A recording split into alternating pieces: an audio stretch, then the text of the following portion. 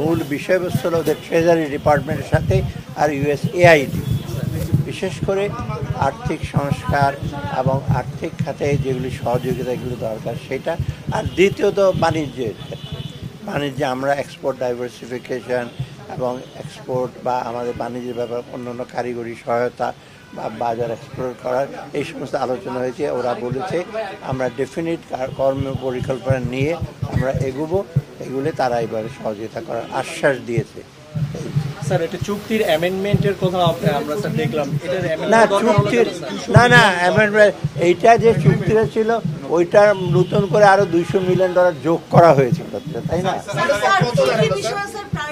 ওইটা আমি ডিটেল বলবো,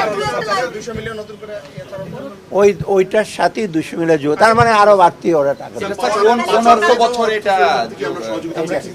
এই চলতি অর্থ বছরে পাচ্ছি স্যার এইগুলি সব আলাপ হয়েছে, আমরা পরে এগুলো আরো ডিটেল আলোচনা।